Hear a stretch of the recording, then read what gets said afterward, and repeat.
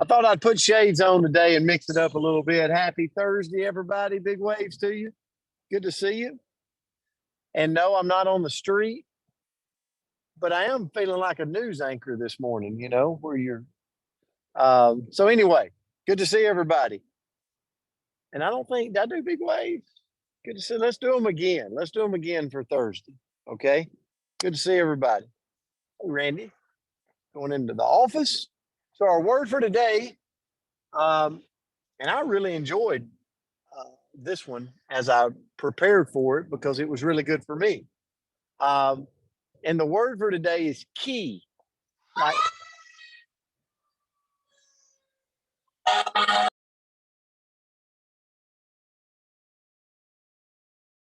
so the key to life is being flexible. So it sounds like there might be a siren right there. There they go.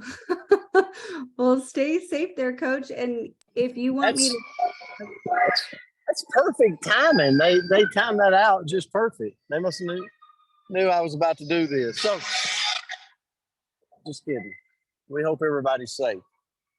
So the word's key, and the definition is of paramount or crucial, not criminal, crucial importance. Crucial importance. And I come across this quote and it set me in a direction for the word key. And it said, a very little key will open a very heavy door. I'm going to say that again. Think about this. A very little key will sometimes open and oftentimes open a very, very heavy door. And so I got to thinking about that, and my mind went straight to Jim Rohn. And Jim Rohn said years ago, there are always a half a dozen things that make up about 80% of the difference. Like only 6 things, if you think about it, make up about 80% of the difference in anything in our life. And so then I got to thinking about, but do we write down the 6? Like how many of you like a plan when you go out of town? Like you like a plan, or you're driving to a location, you kind of like to know the direction, right? But do we really do it for ourselves? Do we let that little key open up the big heavy door? And I got to thinking about health, relationships, spiritual walk, profession. Like all things we talk about is kind of like these big crutches of our life, these big legs that if one's off, we're kind of out of balance. But do we focus on the half a dozen things that really make up 80% of the difference? And so I'm going to name a few. So, for instance, my health. Do I have somewhere listed that my health, do I have somewhere listed, hey, these half a dozen things, number one for me is gym before I start my day. An outside exercise at some point during the day, right? Following an eating plan. Weigh periodically, like get on the scales so I can see the difference. Educate myself on what I'm putting in my body and what poisons are out there that we don't think are poisons, because we only look at a few things that are poison when there's really a lot of things. And maybe that half a dozen things that make up my health is my accountability group or person. So those half a dozen things, if I focus on it, is going to make up 80% of the difference in my health journey. But what about my profession? Like, not everybody in here and watches this is in network marketing, but if we focused on that, then I'd go, okay, what are the half a dozen things that's going to make up 80% of the difference in my business? Well, number one, I gotta share the product every day. I gotta share the opportunity every day. I gotta attend an event with humans. Shocker. That's my profession, though. If I never attended an event, I probably need to go into another profession, right? I got to build for events. If I never build for events, I probably need to go into another profession. I'm probably not going to get out of this thing like what I want. If I want big goals in networking, if I don't do the half a dozen things that make up the difference. I got to craft tools, systems, workflow for my day. But my point being is how many of us write down those half a dozen things? Maybe it's relationships. Maybe it's your spiritual journey.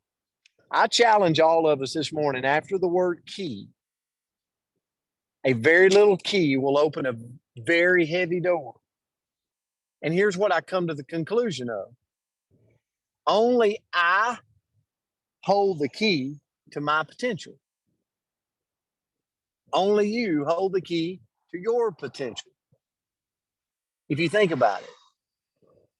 So whatever spectrum you're saying, man, I got big goals, big dreams, big things I want to accomplish in this avenue.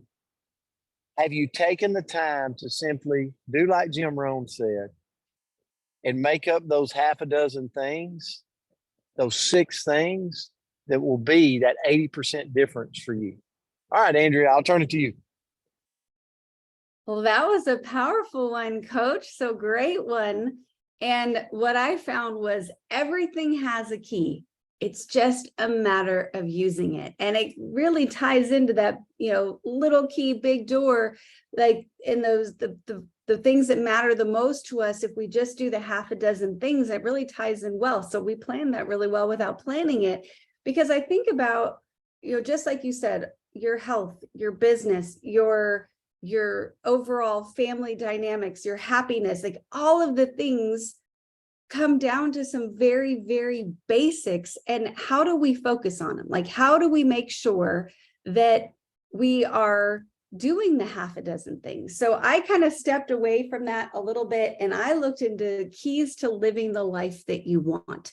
Like, how do we create the life that we want? How do we focus on the things that are important to us? How do we make sure that we don't wake up 15, 20, I don't know how many years from now and go, what in the world did I do for the last 15 years or 5 years or 5 minutes? So first of all, key number 1 is we need to realize that we are the creators of our own life. And that sounds so obvious.